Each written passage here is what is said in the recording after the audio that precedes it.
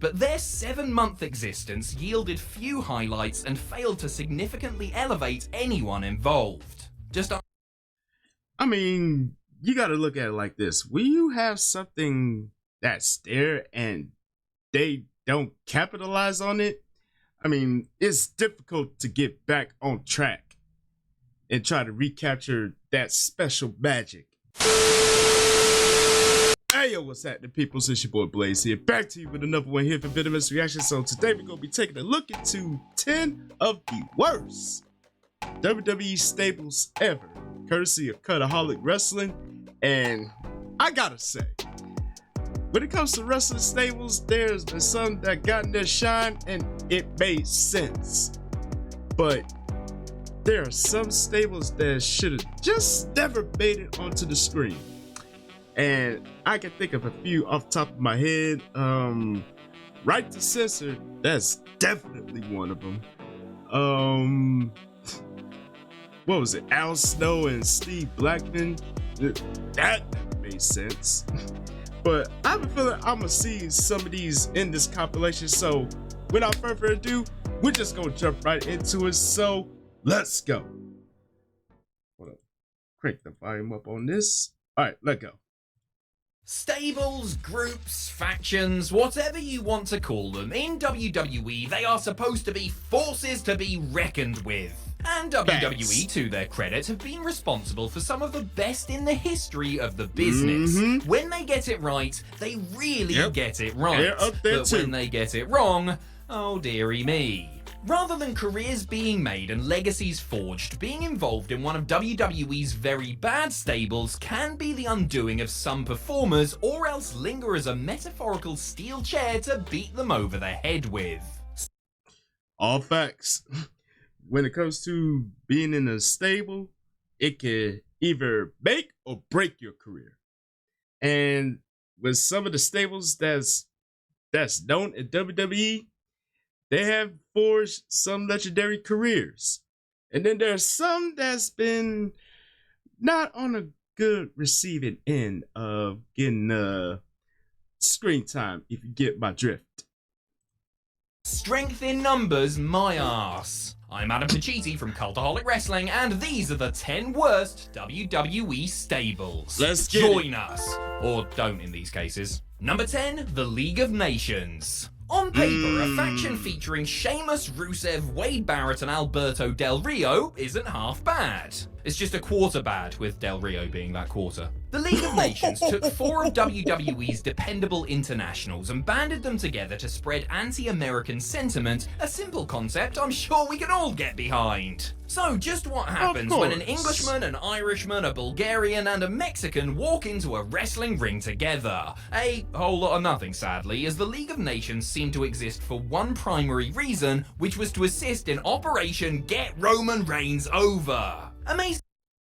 Basically, that's all they were known for. I mean, don't get me wrong, League of Nations sounds like a pretty good menacing name, but if they don't have no distinctive purpose behind it, it really doesn't make sense. I mean, granted, Sheamus, Rusev, Wade Barrett, and Alberto Del Rio, they both made a formidable faction, but it was just how they were executed that made it, you know, people really didn't care too much about them. Like, okay, they banded together. What's their purpose? Like, you get what I'm going with this? Because honestly, their sole purpose was pretty much to get Roman Reigns over. And to an extent, they did, but you know, that's a whole nother story, a whole nother time. But yeah, not really impactful. Amazingly, grouping them together managed to collectively lower the value of everyone involved, as the League of Nations had no clear purpose, no credibility, and the 4 men in the group were unhappy with their creative direction, or lack thereof. Sheamus, Barrett, Rusev, and Del Rio have all since been outspoken about their frustration and disappointment with their 6-month alliance, and as far as their WWE runs are concerned anyway, only the Celtic Warrior ever truly recovered from it. Number 9, the True Cabinet. statement. Saddled with the stigma of being a career mostly babyface mid-carder, JBL needed all the help he could get to establish himself as a top-line heel when he was thrust into the position in 2004. The shocking angles, heated promos, and feud and subsequent WWE title victory over Eddie Guerrero certainly helped legitimize him, and I'm sure WWE probably thought that making him the leader of his own stable would only enhance his reputation further. And so, President JBL assembled his cabinet, adding Chief of Staff Orlando Jordan, Co-Secretaries of Defense the Basham brothers, and image consultant Amy Weber. The cabinet acted as warm bodies to be beaten up by the babyfaces trying to get their hands on the champ, but OJ, Doug, Danny, and Amy weren't exactly over with the audience, and their matches and segments routinely fell really flat. Now, I can see why he would say that, because, Orlando Jordan, even though he was gifted in the ring, and, he came from training with The Rock's dad, good old soul man Rocky Johnson, but him, the Basham brothers, they really did not connect well with the crowd, and they came off as stale. And when you come off, stale and stiff, I mean, you might as well just hang it up, man, because there's no hope in you getting over, bro. Even when the people get on your side, they no longer care, and thus was the end of the cabinet. When they decided to break them up, that was the best thing that could have happened to them, in my view. They accomplished next to nothing before gradually disbanding, with Amy quitting IRL after just a few months on the road, and the Bashams kayfabe handing in their notice not too long after. By that point, JBL had lost the strap, and so it was basically just him and Orlando, with fixer Jillian Hall temporarily added to the mix before the whole thing was scrapped altogether. The Mean Street Posse. I would confess that the idea of a group of Shane McMahon's buddies from the mean streets of Greenwich, Connecticut wrestling in sweater vests and slacks was a funny one. To start with, anyway. 2/3 of the so-called Mean Street Posse, Pete Gas and Rodney, were legitimate buddies with the boss's son, while the other member, Joey Abs, was a former enhancement talent and the only one with any actual in-ring experience. The posse originally had a couple of other members, Willie Green and Billy P, before they were whittled down to a 3. Mostly used in backstage segments or to run interference for Shane, the posse wrestled the occasional mostly awful match, one of which against Stooges Patterson and Briscoe is inexplicably one of the most viewed matches in the history of Raw. The posse's collective lack of training meant that their matches were mostly rotten, and they didn't really have much reason for being once they split from McMahon, mostly being used as punching bags or hardcore title fodder. WWE evidently didn't see much of a future for them, since they were shipped off to Developmental League Memphis Championship Wrestling in late 2000, never to return. Number 7, the Mexicools. In theory, an invading cruiserweight group consisting of Juventud Guerrera, Super Crazy, and Psychosis should have been a surefire winner. After all, the 3 luchadors were all ultra talented, and their addition to the SmackDown roster in 2005 was a shot in the arm to a division that was thin on the ground and creatively neglected. However, WWE's decision to have the Mexicools ride to the ring on lawnmowers raised some eyebrows due to it being, a massive racist stereotype and deeply offensive to a sizable portion of the show's audience. I ain't gonna hold you, man. They're coming out there on the lawnmower. I was just like, I didn't think of it at the time, but now looking back on it, I'm like, yo, what the hell were they thinking? I mean, it was hilarious at the time, but when you look at things through fresh eyes, you just basically left there with a Scooby-Doo voice. Well, Scooby-Doo voice and look. Raggy? Oh man, this is beyond insane, bro. The Mexicools claimed that they were no longer going to do the manual labor that Hispanics were expected to do for gringos, and began their WWE careers by interfering in matches by attacking other wrestlers. Their run got off to a pretty disastrous start when Juventud smashed in Paul London's face with a botched 450 splash, leading to Vince McMahon outlawing the move and other high-risk maneuvers like the shooting star press. Their matches were also unfortunately underwhelming, and though Guerrero bagged the Cruiserweight title, he alienated himself from the locker room with his characteristically annoying and erratic backstage behaviour. Juvi soon lost the title and was released just 6 months after the Mexical's debut, after which Crazy and Psychosis became a more palatable tag team. Number 6, the Truth Commission. That sucks. If I was asked to create the perfect stable, it would almost definitely include Mantar, Bull Buchanan, any one member of the Oddities, and be managed by Don Callis. So why was the Truth Commission so resoundingly rubbish then? Starting life in the Memphis-based USWA territory, the Truth Commission was first managed by an actor Bret Hart had met in South Africa, though he was quickly replaced by the Jackal when the group of militias made its way to WWE TV.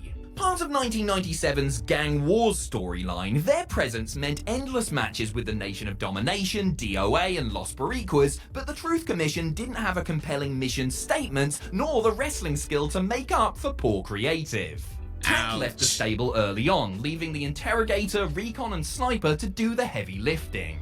The focus was clearly on making Kurgan a monster heel, and the two were basically bump dummies in green t-shirts and red hats. The matches were boring, the storylines were practically non-existent, and nobody was upset or cared or even noticed when the Truth Commission went away. 5. The Social Outcasts. I believe it. Sometimes stables are simply thrown together to give hard-working but directionless members of the roster something to do. On occasion, this can work out great and lead to career revivals. The Social Outcasts was not one of these occasions. On the first Raw of 2016, Heath Slater introduced his newest stable since the dissolution of three-man band, revealing a coalition with Bo Dallas, Curtis Axel, and Adam Rose. Every member was a dependable lower mid-card guy that had experienced stop-and-start pushes and had come together to collectively reach for that elusive brass ring. That is also facts. They didn't reach it, but they did have t-shirts with their group name and a hashtag on it, so something.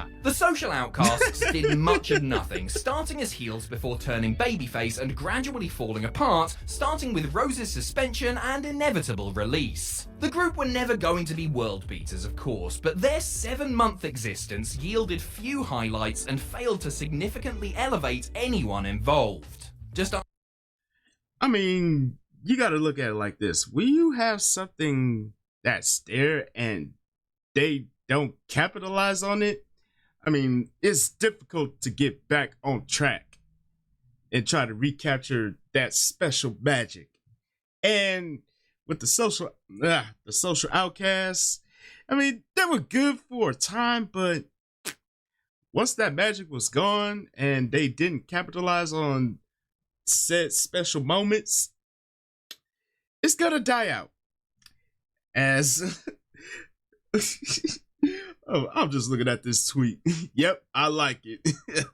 Social jobbers. Damn.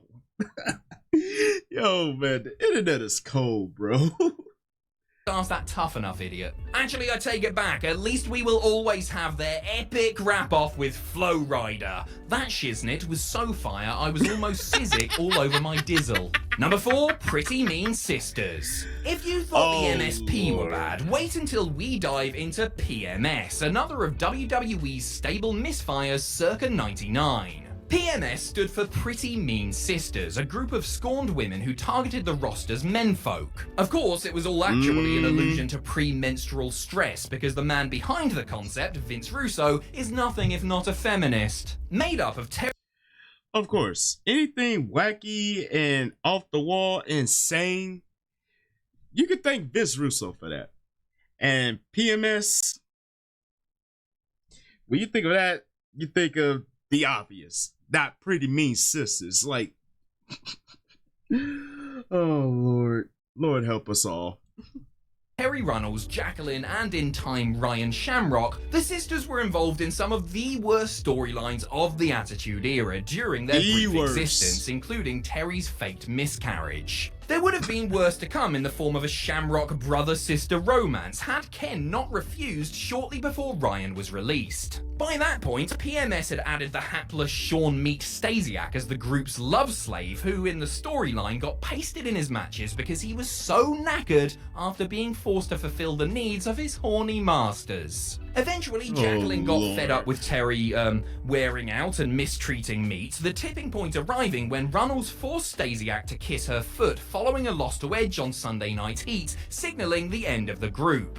A tale as old as time itself. Number 3, The Core. The Nexus was a great idea that started well and led to some fantastic television, at least initially. Handled correctly, they could have become one of the greatest stables of all time, and their main members could have easily become main event level stars. Yeah, Wade Barrett holding WWE gold. Well, he did hold WWE gold, like he was United States champion, he was Intercontinental champion, but ultimately he did not get that ultimate belt, which should have happened before, Wade Barrett decided to hang the boots up for good. Oh man, so many missed opportunities with with the Nexus, but that's a whole nother story, a whole nother time. But the Core was no better. Well, Nexus wasn't handled correctly and fizzled out after several months of irredeemable booking. CM Punk took over the reins of the Black and Yellow group, kicking out Barrett, Slater and Gabriel and forming the new Nexus, while the exiled members hooked up with former ECW champion Ezekiel Jackson to form the Core. That's spelled with 2 R's, by the way, so you know they mean business. I can see the sense in trying to give the 4 of them something to do, but the whole concept of the Core, if you can even call it a concept, felt like it was scribbled down on a fast food napkin and handed to Wade and the boys 5 minutes before their first promo together. Incredibly, the Core managed to snatch the Intercontinental and Tag Team titles, but if you want to know how successful they really were, check out their 90-second loss at WrestleMania 27. Number 2, The Union. The only union you're likely to ever see in a WWE locker room is the one that was made up of Mankind, Big Show, Ken Shamrock and Test in May of 1999. The Union, or to give them their full title, the Union of People You Ought to Respect, Son, aka Up Yours, because it's Vince Russo's world we're living in and everything is a forced pun, were a Of course, another Vince Russo creation. Like, bro should just step away from writing and creating concepts, because some of the concepts he produced, I ain't afraid to say it, they were ass. and the whole acronym of the Union just made it even more dumb. Like,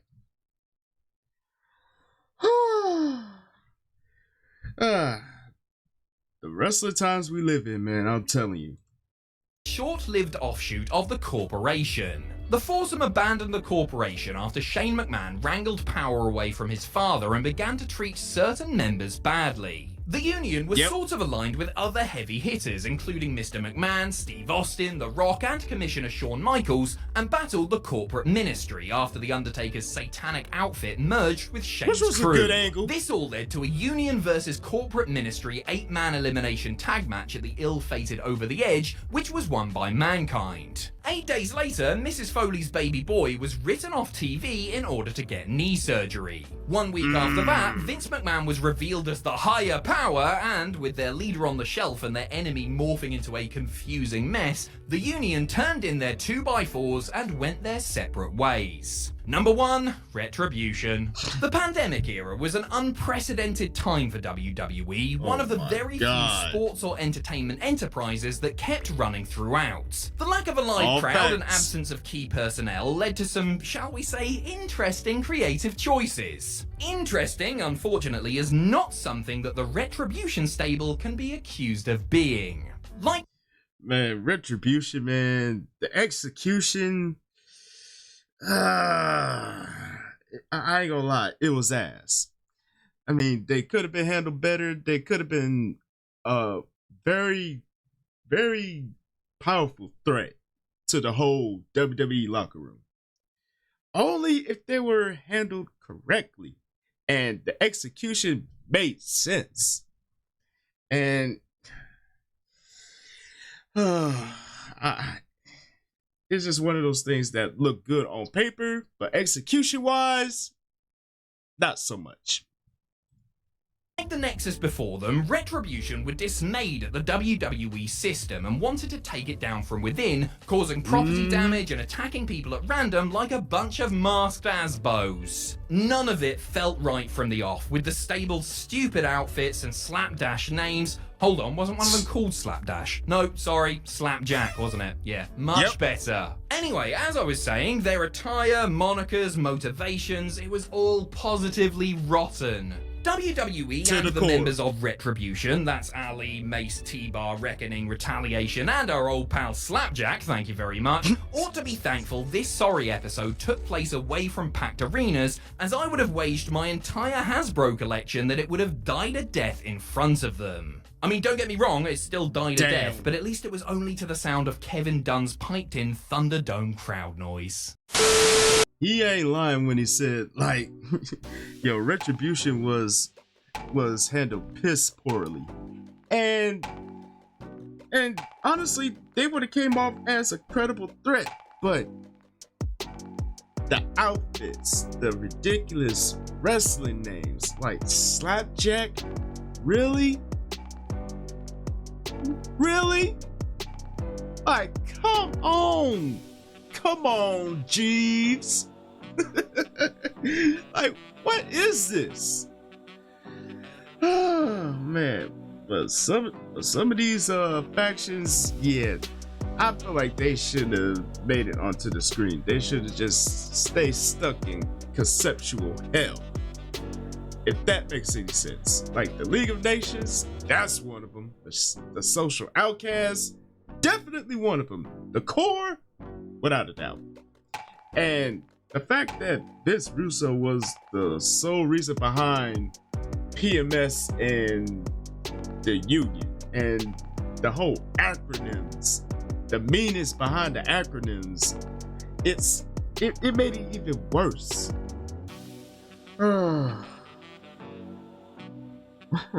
Like I said, he should never ever return to creative writing, because those two concepts, I mean, even though it made sense, it's just the concept behind the name and the made up acronym meanings behind the name. It help me make it make sense, because I don't understand the damn world right about now. But yo, man, let me know what y'all thoughts are about this one, man. Yo, is there any staple? I mean, is there any stable on this list that you felt like should just stay tucked in the vault somewhere? If so, let the comment section have it. And as always, thank y'all for tuning in. Hopefully y'all enjoyed this one. And don't forget to tell your peoples across the globe to kick it with your boys just one good solid time. And you already know what to do next, man. Follow your boy on social media right over yonder. And this is your boy Blaze here saying check the deuce, and I will see y'all in the next video. And I'm out.